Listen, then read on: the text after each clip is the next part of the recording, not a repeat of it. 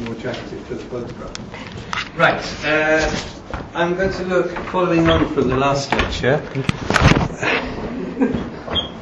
Hello, ni hao. At peasant revolts. Why look at peasant revolts? Why look at towns and artisans? Why look at the dreaded bourgeois? And then social mobility? Well, we're trying to understand in these first lectures of my visit to Tianjin, the first of 6 visits, we're trying to look at the basic structures of social of society and economy in this period. And we've looked at nobles and peasants, we've looked at landowning patterns, but of course the more dynamic area of society was the towns, and that 10% of the population, roughly speaking, is important and has very distinctive different characteristics from the rural society. Although I wouldn't want to draw too sharp a line between rural society and towns, because many towns are very small, with peasants living in them who walk out to the fields and so on. So the dividing line between urban society and rural society is a variable one, and obviously many towns serve as market towns for the peasants, so peasant society is unthinkable without the small towns, but they nevertheless have different characteristics. And then at the top of urban society, although at the very top of urban society may often be bishops, archbishops, and members of the nobility with high administrative offices, but below that group, who may well not actually control the town, the people who control the town are likely to be the rich bourgeois and the master craftsmen. So we'll look at the nature of the bourgeoisie. I think it's particularly interesting to look at the nature of the bourgeoisie in a country that was Marxist, and see what role corresponds to the bourgeoisie in the 17th century. There have been a lot of very fierce debates between historians about the role of the bourgeoisie in the 17th century, and actually that debate raises the question of the structure of society, which is why I've been giving you a lot of information about society already, so that you can make your own judgment. I've said it's a society of orders in which hierarchy and privilege and corporatism is very important. So by saying that, I'm saying that it's not a class society. That I'm saying that an analysis looking back from the 19th century by Marx, for example, or later historians and 20th century historians, doesn't take into account a lot of the values and the socio and economic reality of this period. So I wouldn't deny that some elements of a 19th century class system are just beginning to develop in this period, but I would say that this is certainly pre-class, and we are talking therefore about a society of orders. So we have to look more closely at the class that Marx says is the most revolutionary class. And that actually brings us back to peasant revolts, because at the head of peasant revolts sometimes there are nobles and sometimes there are indeed bourgeois, or sometimes urban revolts and peasant revolts are associated, and sometimes the bourgeoisie has a role in these revolts. So we cannot deny that they are involved in popular violence, or calling upon popular violence to achieve what they want. So does that make them revolutionary? Does that make them conservative? We will look more closely in this session later. And then finally, having looked at our structures of society, again, nobles, peasants, bourgeois, artisans in the towns, we will have some conclusions about how you move up in society. I think so we call that social mobility, how you're moving up, although most social mobility I think is downwards in this society, because it's a very difficult world to live in, and very precarious, and people live from 30 to 40 years, not much more. Obviously individuals do, but as humanity they live between 30 and 40 years. And so, how do you get on? How do you move up in society? So we'll look at some yeomen. We'll go back to Thomas Smith that I mentioned in an earlier class about England, and see how he defines one of the social groups. And we'll think a little bit more about bourgeoisie and office holding. That's to say, buying offices, buying your function in society. If you're a judge or a clerk in the court or a master craftsman or working for the church, managing its estates, all of these functions in society have become an office which has a monetary value, 10,000 livres or florins or whatever the money is in Spain and Germany and so on. And we will find that not just land holding but office holding are two essential components of social mobility. So that is to explain a relative coherence in my talk today, my series of talks today. Although they're different, they interrelate, interlock, have bridges between them. So let's begin by thinking about popular revolts in this early modern society. Now, I've written peasant revolts there, but many of the revolts are urban as well. But some of the biggest revolts are peasant revolts. You'll probably have heard of the German Peasants' Revolt of 1625. That's one. There is a big revolt in Western France. Many of the revolts are in Western France, actually. Remember, France is our biggest European state, even if you're mostly focusing on British history. There's only 1/5 of the population in Britain that there is in France. Many of the revolts seem to be far from the centre of authority. We would use the word periphery. So the west of France is more isolated in comparison with the centre and power. Also towards the sea. So there's a big revolt in 1548. Then there are lots of revolutions mixed with revolts. So in the 1560s and 1570s, as Spain is trying to extract more money from its rich provinces in the Netherlands, that produces a revolt which is partly about privilege and money, to defend themselves against the exactions of the Spanish monarchy, the Habsburg monarchy in fact, but also it's about religion too. So we can have a number of phenomena there. That leads to a war actually, which becomes the 80 Years' War. In the 1590s in France there's a very big revolt called the Revolt of the Croquants. I'm going to write this up, it's a French word. We've got two very famous French revolts. The Croquants, this is a word for peasants actually, the Croquants, and the other is Nu-Pieds.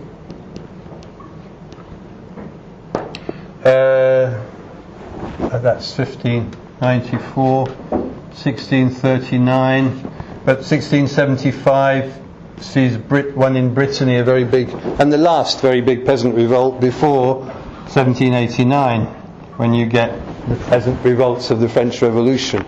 So it's a phenomenon which exists in the Middle Ages, and about which I don't know very much, but there was also a debate between Marxist historians and non-Marxist historians about revolts in the Middle Ages. But it's a phenomenon which I suppose has certain characteristics, certain qualities, that roughly from the middle of the 16th century, so the 1540s, through to the 1670s. But that doesn't mean that revolts stop completely, and it doesn't mean that riots in towns stop, bread riots, food riots, attacks on barges transporting grain, attacks on soldiers coming to take food from the farmhouses and so on. That doesn't mean that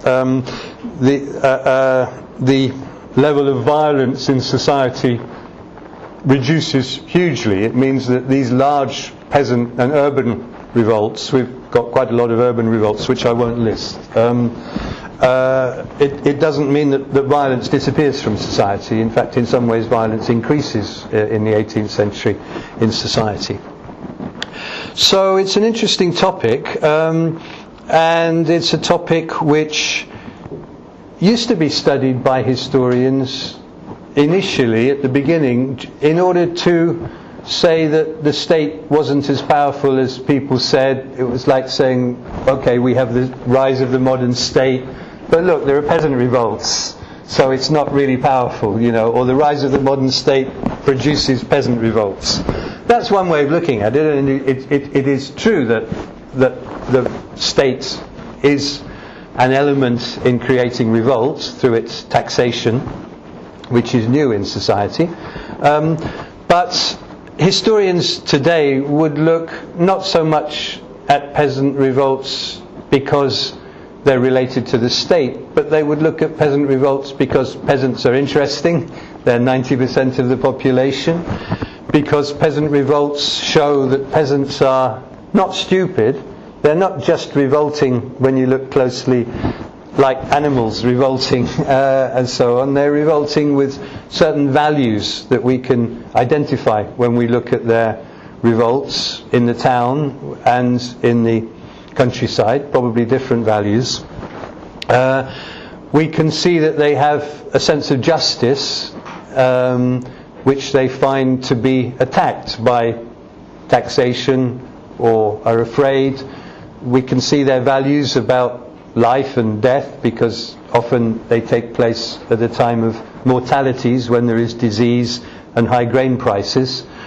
So, and we can also, and I don't think this has been done, but it would be a wonderful subject for people to do a dissertation on, we can look at the rituals involved in popular revolt. We can look, some of this has been done, but not as much as should be.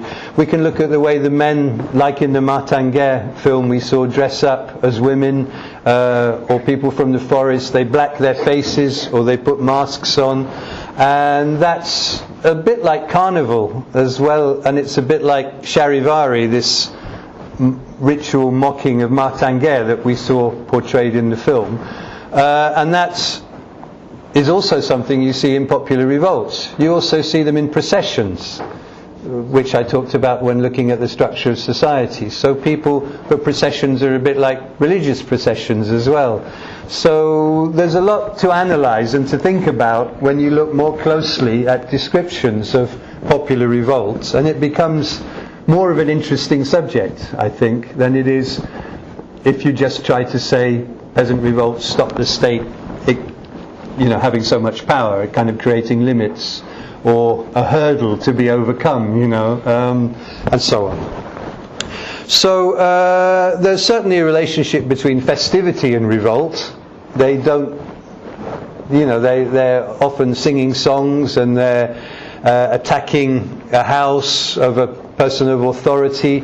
In 1709, for example, which is a very bad year in France, they think that the intendant, that's the government agent, should be doing more to feed them, and so they throw all his furniture. He has a nice, 17th century townhouse, very grand, noble house, a residence and so on. So they invade the house and they throw all his furniture into the river. Now the furniture would be expensive furniture made by cabinet makers, live not so much in most towns, but near the court and so on. So, this is a ritual mocking or a ritual humiliation of the intendant for not doing his job. So it's not just what we would call random violence, accidental violence. It's part of a set of patterns. A set of patterns that an historian called William Bike, who's a very good historian of early modern France, and who unfortunately has Parkinson's disease, he calls it a culture of retribution. He wrote a book called Urban Revolt in 17th century France. So he talks about this culture and calls it a culture of retribution. I think that's a good partial part of an explanation. I don't think it's the whole answer to looking at revolts in towns, as we will see. But it adds an important element to understanding. So what is a peasant revolt and what is an urban revolt then? We want to know what the reasons for the revolts are, and so on. Generally speaking, if we're looking at Europe, 1525 with the German Peasants' War, in France maybe 1548. 1548 is a bad year which sees the Spanish monarchy go bankrupt in its war, the French monarchy go bankrupt as well, and it's years of bad harvests, so they try to introduce a new tax on salt, for example, just when things are bad, of course, because they're fighting wars. So 1548 becomes an important year. But then I said in the 1590s, very bad years as well. Then the 1630s and 1640s, when there's a big civil war. The 1640s see much more than popular revolts and riots, because they actually see a number of revolutions. In 1640 you have the revolution of Portugal against the Spanish monarchy, also the revolution of Catalonia against the Spanish monarchy, the revolts against the Spanish monarchy by the Netherlands is not finished, though the Netherlands has become independent and rich by 1640. You see 1640 to 1642 is the crisis that leads to the English Civil War. 1648 sees civil war begin in France for 5 years. So we call that the general crisis of the 17th century. And I know that you're aware that under the Ming dynasty there are lots of peasant revolts which are studied comparatively by historians like Roland Mounier in a book on peasant revolts, peasant furies, which probably has been translated into Chinese. I don't know. I'll write his name and you can tell me.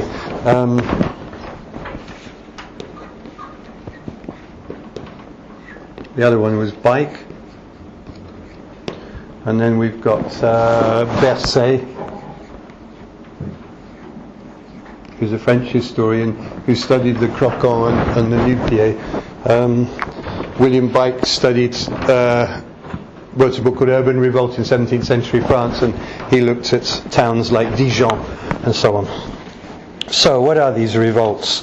Well, one presumes that these revolts begin, where are they first? They tend to be in the west and the centre and the south of France, so they're not in the north and the east of France. There is a link when you look closely, because they're not open field farming. We looked at a map, didn't we, of Colmay, and we saw that the fields may belong to different people, bits of the fields, but the field is an open field. In the south and the west of France, that's not the structure. So we can see that that's true, but what does it mean, is a more difficult question. Most of the areas in which there are revolts still had provincial institutions, provincial estates we call them, meetings of the three orders, which gave them a more independent political structure than areas that didn't have these institutions. They had usually been dukedoms or counties. So Provence in the south of France used to belong to the Count of Provence. The Languedoc as well used to belong to counts, and it comes to the French monarchy in the 15th century. Brittany comes to the French monarchy late, only in the 16th century, by 1556 I think eventually. So these revolts seem to take place, if they're in the countryside, in areas with a strong sense of liberty. That's to say privileges, because these provincial estates and the right to govern themselves are privileges in this society of orders. So they have a strong sense of their independence, if you like, from the central authority. So a new tax, for example, is going to provoke more resistance in an area with a strong sense of liberty than in another area. They have their own history, their own culture, as it were. I think you could generalize that. You could say that this is true more widely if you now look at the revolts in towns, because most of the revolts in towns take place, goodness me, they take place in towns, but there's a significant element of here, which is that most towns govern themselves and they have privileges and liberties. So towns are, if you like, independent little republics within the monarchy of France or within England. They're run by, as we will see, by bourgeois, sometimes nobles and so on. They have a lot of independence. So perhaps we can generalize and say that areas with a sense of liberty, or towns with a sense of liberty, are going to have perhaps more revolts. That may be for another reason, which is that sometimes these revolts are linked to the attitudes not just of the peasants and the workers, the artisans, but to members of the elites, the rich people who govern the towns, or the nobles. So we have to ask the question, are these revolts, and the English word is spontaneous, do they break out just because of what the peasants and the workers think, or are they encouraged or led to revolt by members of the elites, members of the government in their towns and provinces, and kind of used by the elites against the centre? So is the story one of independent, popular and artisanal revolt, or is it, are there links between protests against the extension of state power into areas where the rich people had been ruling themselves in a commonwealth almost, not in a monarchy? They're quite independent towns like Dijon or Durham or London or Berlin or Vienna, or all of these towns may be ruled by a monarch, but they have a lot of liberties, a lot of ways of doing things which the king would never want to attack unless he really had to, unless he really needed money, then he might attack them. But then, of course, there will be opposition. So sometimes, as we will see, the artisans are brought into the debate by the elite in order to give more, or perhaps they're not brought in, that's what the government says, perhaps the elite doesn't stop them, which is not quite the same thing. So there are many revolts in this period. One historian studied just the area of France, Provence, which is, if France is like this, there's Spain here, and it comes along, and it's going up like that, doesn't have bits there, then you've got the peninsula there, something like that. Provence is down here, Languedoc is right across here, and that's P. They speak a different language in the southern half of France as well. But a historian studied just this area of France, and he found more than 1,000 elements of revolt just in the 17th century. So most of them were not really big, but there would be riots in towns. So you can see that violence in society or revolt is not something that just happens occasionally. On a very big way, it happens almost all the time, right? So we must not think that our society of orders is without conflict. There's lots of conflict in the society of orders. Conflict against the state, conflict between groups. Some of the conflict may be legal, some of it may be violent. Always worries about bread and how you're going to survive make people very anxious. They cry very easily. They feel like they could die tomorrow, so they think that that the good times must come. We call it millenarianism. That better times must come. They believe in that as well. So many revolts. What happens? The structure of them is you tend to get some disturbances. Disturbances are incidents, people protesting. Then a build-up of tension as people get more angry.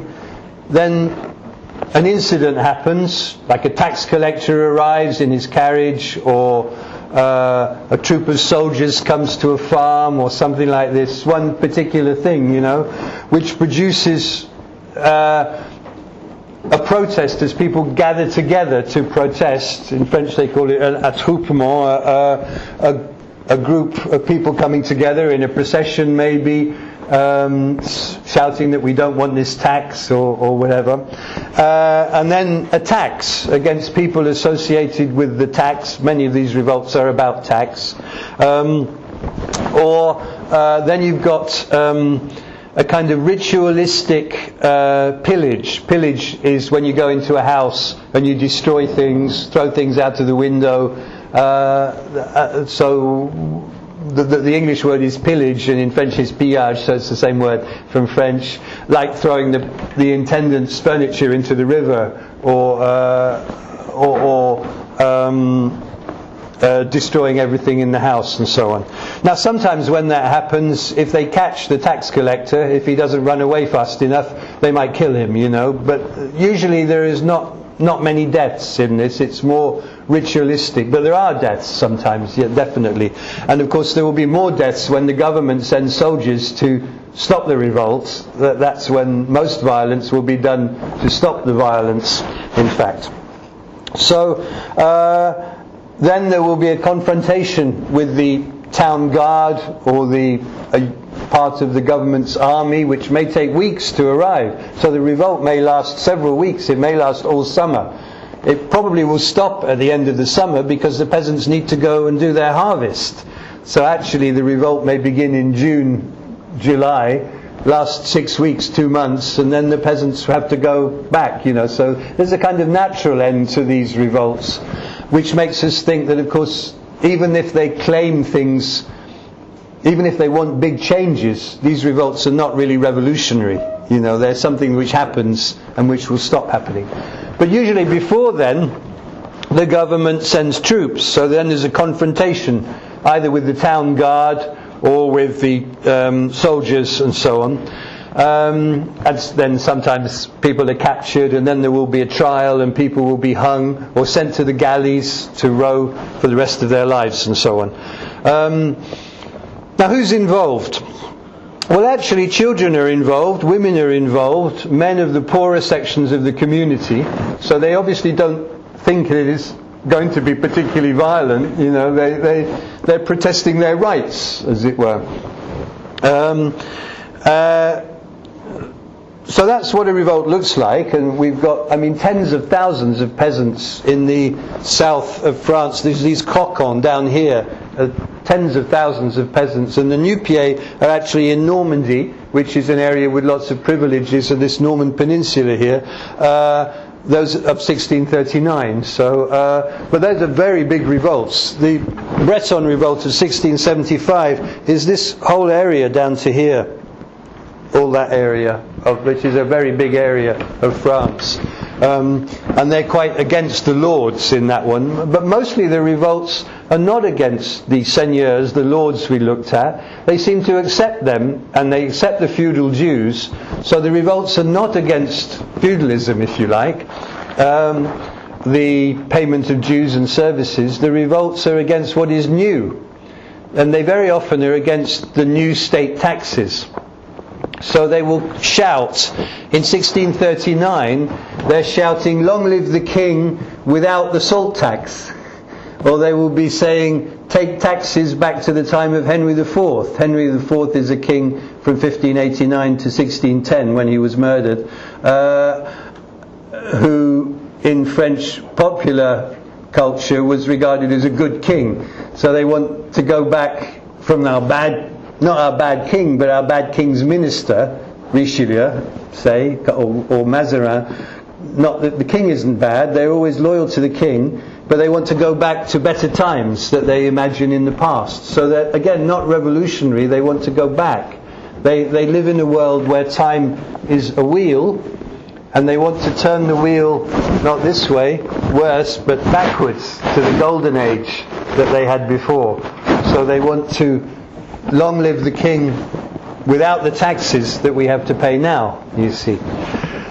So you can see then that one of the main reasons for having popular revolts is about royal taxation. That's the new states needing more money to fight its wars. If we look at what happens to taxation in 17th century France, for example, you see that it goes up like this. It just goes up a huge amount.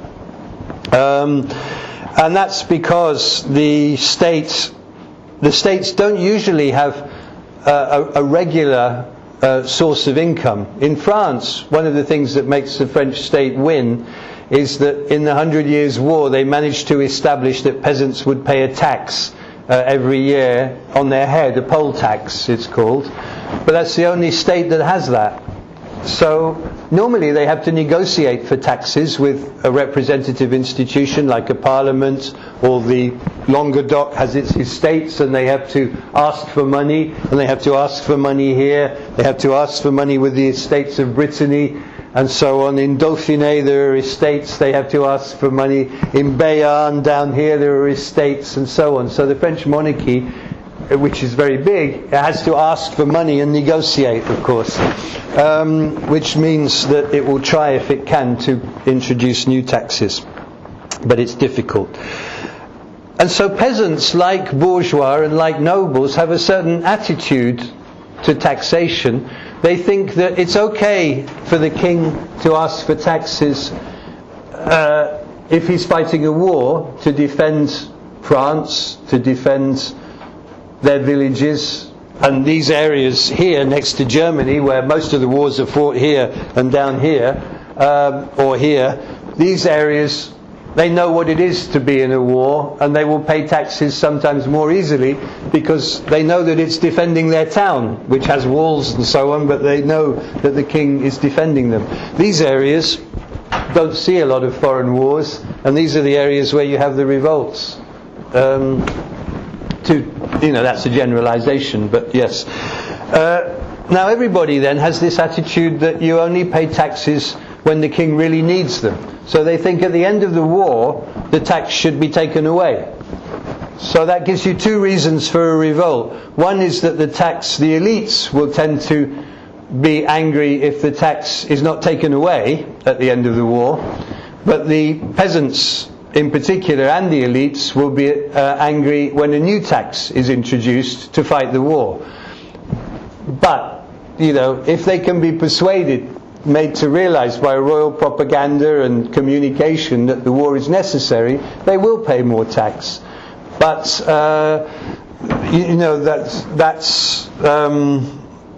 that depends, because another factor is whether the peasants have enough money to pay these taxes. And you already saw in my previous class that the peasants are maybe giving away 30% or 40% of what they earn to the lords and to the church.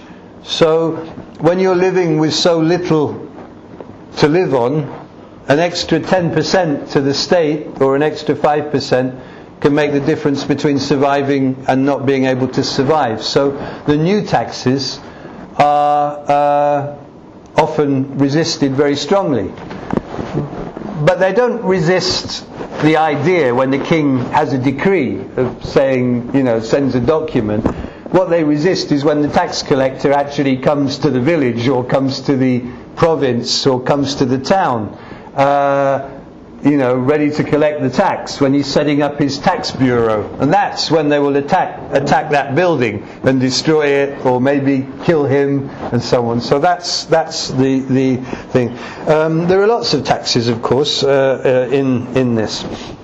So this huge increase in taxation is one explanation for so many revolts in this period. And their marginal existence, living, what we say, on the bread line, you'd call it on the rice line, I suppose, with not enough to eat, meant that more taxes make a bad situation worse. So most revolts are directed against tax demands from the state, against edicts, or against royal tax officials, or those of tax farming. I should imagine that in China you have tax farming, do you? Which is when, instead of the states, the emperor collecting the taxes directly, he sells the tax to a group of people who give him money directly, and then they go and collect the tax, and they collect more than they've paid him, so they get rich from the profit. That's called tax farming. You farm it out, you give it to... Do you have that in China? Is that package tax system? It could be. We call it tax farming in English. It means that you have a group of people who say, we will give you 10 million yuan, say now, okay, and we will collect all the tax on salt in Sichuan province, and we know we're going to collect 15 million, so we'll get rich. But the state gets the money from these rich people, and they then collect it. So they have all the problems of revolts and people not paying and so on, yeah? Maybe we can make that, but we can do that exactly. Okay, so you don't know. Well, but that's a very common system of taxation, because the state doesn't, in early modern Europe, have a bureaucracy which enables it to do this. So, okay, so last few minutes on revolts. They can be directed against edicts, new taxes, tax officials, or the tax farmers and so on. But also they can happen because of a rumour. So in 1639, part of the reason for the revolt was they thought there was going to be a tax on births, a tax on having babies. Okay, clearly that's a tax that wouldn't bring in so much in China as it would in Turkey. But nobody was going to do a tax on babies, but the peasant thought so. You know, so in their desperate world, a rumour starts, and they begin to believe it, and then they have an attroupement, and then they have a massive revolt, because there are many other issues of their life, their poverty and so on, the price of bread and things at that moment. So, and maybe a mortality, there's disease around, a lot of people are dying, people are very desperate, So that's when you get a revolt. Now let me spend just the last few minutes talking about a revolt in one town, which I think is a very typical revolt. It's in the town of Aix-en-Provence, down there, okay. And Aix-en-Provence is a town that has, which is the largest town in that area of France, that province of France that used to be independent. It has law courts, a very powerful law court called the Parlement, and it has other courts as well. It has, like most towns, we will see in a minute, it has religious institutions and so on. And like most towns, it is ruled by an oligarchy, that's to say a smallish group of people who are often intermarried, but are divided as well. Usually there are at least two factions. A faction is a group of people on one side or the other. So there are two factions in the towns. One may be for the town's independence, and one may be more friends with the king's agent and so on, because he's helping them with their careers, giving their son a job as a valet, or helping him go to court or something. So that group, if they dominate the law courts, will obviously be opposed by another group who don't dominate the law courts, because if they can destroy the first group, they can take their place. Okay, it's not because of ideology; it's about power and family and so on. Okay, so now the king in 1630 wants to take away the privilege of this province to negotiate its tax. So it wants to create the same situation here as exists in this part of France, where the people cannot bargain, they can't argue about the amount of tax. The system is called élection.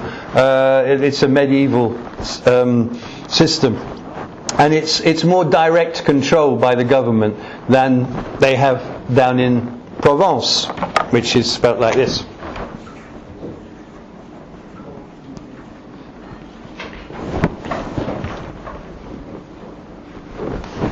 There. So now the other thing that happens at the same time is the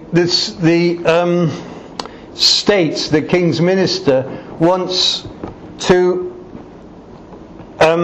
create a whole new set of judicial offices of judges. So in the law courts, he says, okay, I don't know the exact figure. Let's say there's 50 judges. He says, I'm going to have you only work for 6 months of the year, and I'm going to create another 50 offices which you can buy, which other people can buy, to work the other 6 months of the year. It's like saying to professors in the university, if they bought their jobs, okay, you teach one semester, and you pay this to do that, not get paid, but pay this, and the other semester we have new people. So of course on the one hand you have a new tax being introduced, and on the other hand you have the elite being attacked, because if they create more offices, that reduces the value of their office, their function, and it reduces their social prestige, because they're a judge, and if they're a judge working for half the year, not the whole year, they're not as important to judge. So what you see is that the revolt happens. The elite is not going to be very interested in keeping order in the town. So when the artisans begin to protest about the new taxation, the elite doesn't stop them. Now the idea in the early modern period is that institutions, corporations, law courts, they govern themselves, the guilds. So the state expects them to keep order. Everyone is obsessed with order. But if they don't keep order, then the state says it's your fault, okay? So the question then is, I think what happens in Provence is the elite decides not to stop the revolt. So that means then the tax collectors are then attacked and so on. But the elite doesn't want to stop the revolt because they also are angry as well.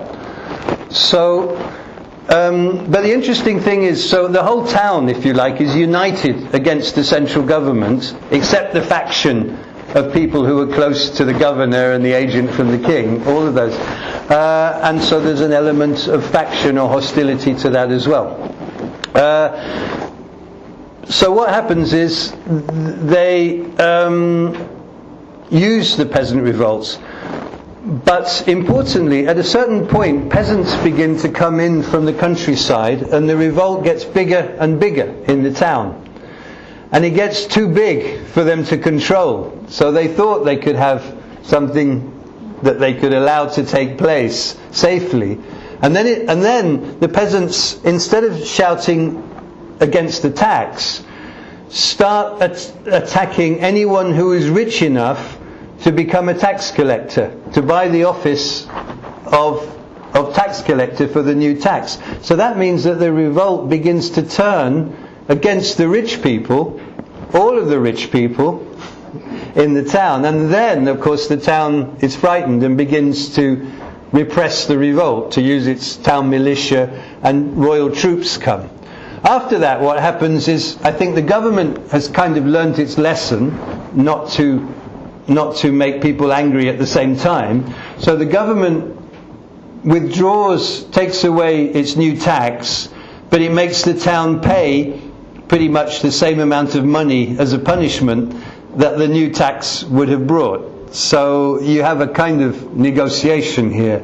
But what's interesting then is yes, one, the negotiation, two, the solidarity in the town, and three, the way social fear and social antagonism, social hostility does come through as well. So you can't just say that all the artisans are on the same side as the bourgeois, because you see that they begin to attack the bourgeois as well. So you do see not class hostility, maybe class hostility, maybe an underlying hostility which is hard to categorize. Poor against the rich, artisans against the rich bourgeois, lots of social hostility anyway. So I think we should stop there, just with one word though about why do they stop. We don't really know why the revolts stop in the later 17th century violence doesn't stop, but these very big peasant revolts stop. The last one is 1675, which was, very big, like the German Peasants' War, not as big as that, but one historian has suggested that it's because the state begins to use indirect taxes more, so doesn't give people the opportunity to protest against a new direct taxation. That may be true, I don't know. I really don't know the answer to that. And it's very difficult to have enough sources, because everyone who writes about the revolts is a government official or somebody who is living in the town. So we don't have any documents which are produced by the peasants, except occasionally we have a note saying, that we should assemble, found in the archives, a note saying we should assemble at the church or whatever. And in 1675 the peasants produce a peasants' charter saying they should be allowed to marry the daughters of nobles, and that seigneurism or lordship should be reduced, and so on. But we think that document may have been written in the 19th century by a Breton nationalist, someone from this area, because it's the big event in their history. So we don't know that document is actually a real document. So it's very difficult to interpret these revolts in great detail. So I think that's enough. Before you all go to sleep, we'll have a break. What have we learnt about peasant revolts? Well, society does have more violence. Urban revolts are very common as well. On a smaller scale, I can think of many towns that have revolts. They do disappear, they do show hostilities in society, and they show peasants thinking and using rituals and gestures in a certain way that historians still need to study systematically, actually. It's a very good subject. So let's think a little bit more after the break about towns and artisans who we've met in our peasant revolt. So that's my bridge to the second part. But now let's have a 10-minute break, and a lady is going to take a picture of us all, I think. So put your tie on. Where's your tie? Okay, let's stop for 10 minutes.